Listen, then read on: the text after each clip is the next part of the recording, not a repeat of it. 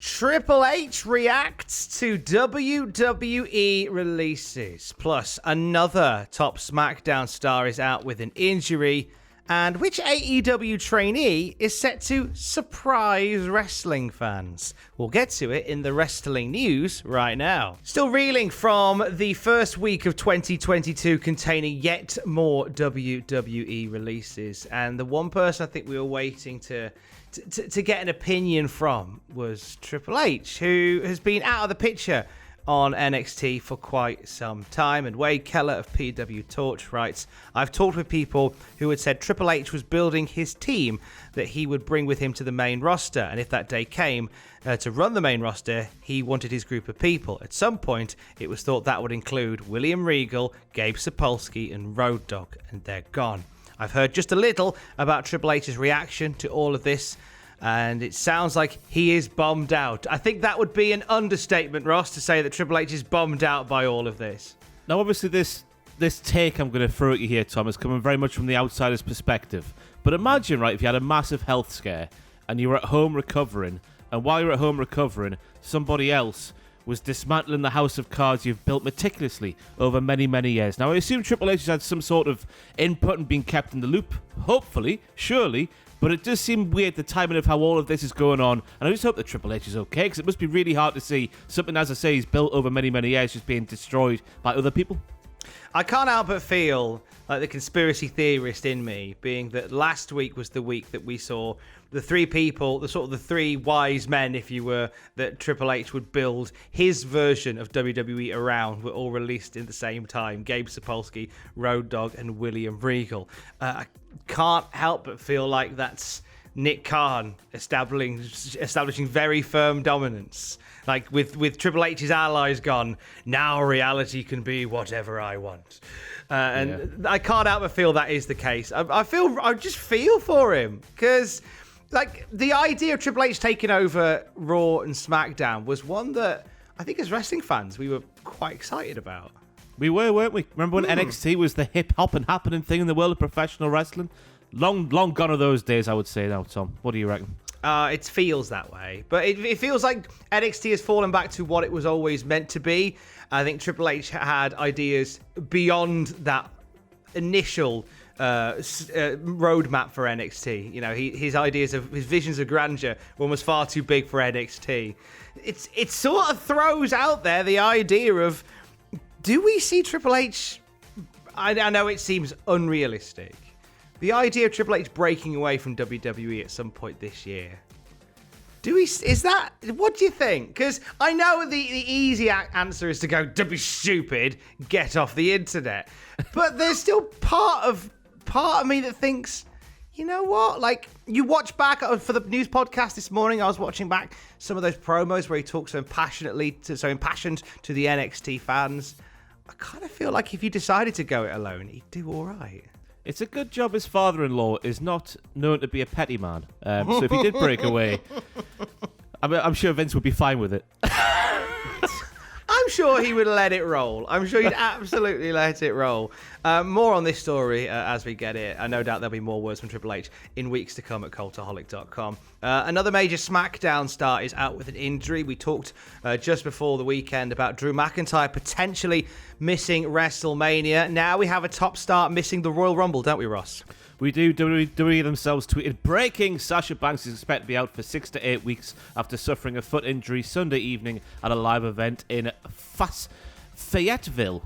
Never heard of that place before. I thought I've heard all the places in America, thanks to the wrestling, but not Fayetteville. I apologise to all of Fayetteville. Now, this is an interesting one, Tom, because obviously before Toni Storm walked away from WWE, the women's main event on the women's side of the card was Charlotte Flair against Sasha Banks against Toni Storm. And since Toni Storm left, it's been straight-up singles matches between Charlotte Flair and Sasha Banks for the SmackDown Women's Championship on these live events. And as we all know, these live events, sometimes they're like little testers, little training sessions, if you want, for what we're going to see on the main roster shows. So maybe that's what we were going to see, but now obviously plans will have to change. But it would have been interesting to see Charlotte and Sasha going at it for the first time in a few years. Yeah, I think it's still not ruled out because, as the tweet says, 6 to 8 weeks. That means back in time for WrestleMania. that, you know, and Sasha Banks no doubt will work hard to get to a point where she is back in time for WrestleMania. So this could just be a bump in the road for their plans there. But yeah, as you say, like you talk about the house shows and the live events being testers, and you had Toni Storm in the mix and she's away, and Sasha Banks and now she's injured. You know, WWE could do with a few more wrestlers to fill in those voids. If you know, if only they didn't sack them all, then they wouldn't be so short of options. It is quite funny to see after the year and a half we've had in terms of releases from WWE, like the company having to go to other promotions and saying, "Hey, could we borrow one of yours?" Is that all right? Yeah, that's it. I mean, the Mickie James thing is a great testament to that. Like, I know we let her go, and you know we sent her all her belongings back in a bin bag, but can we borrow her again? Because we're a bit short on this end. I hope she asked for upwards of $2 million with those $2 million in 2 massive bin bags. Just $1 million in one bin bag, $1 million in the other bin bag. Just pour the bin bags all over herself. I hope she rinsed them dry of money to come back in bin bag form. That'd be amazing. An AEW trainee set to surprise wrestling fans, but apparently in a good way. This comes from Post Wrestling. They had a chat with the Black Baron, who is part of Terminus, Jonathan Gresham's wrestling promotion, and he's been spending a lot of time at the Nightmare Factory, and he's been saying lovely things about Satnam Singh. He's the 7'4" basketball standout who went on to join the Nightmare Factory, to become All Elite and start the road to becoming a wrestler. And Black Baron says he's going to surprise a lot of people, I think. He definitely has the ability and all the characteristics and all the tools needed to succeed as a professional wrestler. Most importantly, he seems to have a passion and a drive for wrestling, which is a recipe for success with any athlete coming from any sport. You know what? It's 7'4". If he loves the business, if he's got a knack for the business, you got to believe, the sky is the limit for Satnam Singh.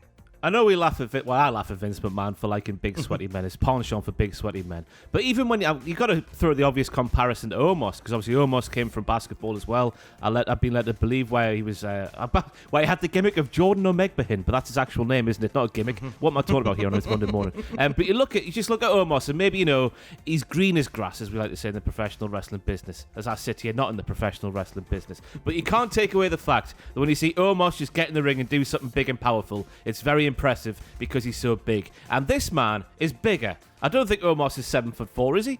So seeing him do the big things would be even more impressive, wouldn't it, Tom? I think it's going to be worthy of several of those Vince McMahon gifs and Vince McMahon memes of him on the chair in the middle of the ring in SmackDown 2002. Several of those with, I reckon Vince is already kind of thinking, do we approach this guy? Do we say, hey? How have AEW got this, man? Because surely if anyone's heard a little whisper of a 7'4" potential professional wrestler, Vince McMahon's going to snap them up before even looking at them, surely. Maybe they snuck him in dressed as a hobby horse. Or as a pantomime horse, rather. They snuck him past Vince dressed as a pantomime horse. I thought you were going to say Hobbit there. I was like, my God, a 7'4" Hobbit. That'd be amazing. Sadly, not a thing. We send our best wishes to the friends and family, finally, of Deanna Bua, who you may know as a long-term wrestling fan as Matilda the Hun. She was a part of Glow. We lost her over the weekend, and WWE put out a statement sending best wishes, saying, "We are saddened to learn that Deanna Bua, better known as Matilda the Hun, has passed away at the age of 73.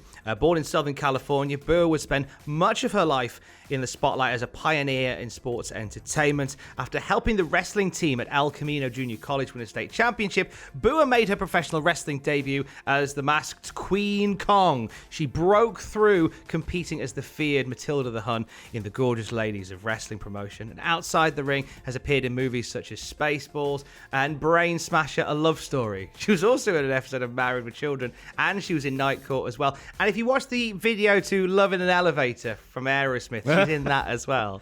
And Tom, she made her debut in professional wrestling in California by wrestling a 700-pound bear. Really? This is news to me. This is amazing. This is from comicbook.com, so I don't know if they're the most reliable source, but that's on their website. So, yeah, so there we have it. She made a debut match against a 700-pound bear. Amazing. Spend a little time today trying to find that. And footage of Matilda the Hun from the Gorgeous Ladies of Wrestling, who has passed away over the weekend. We send our best wishes here at Cultaholic. More news as we get it throughout the day at cultaholic.com. Stay safe. Love you. Bye.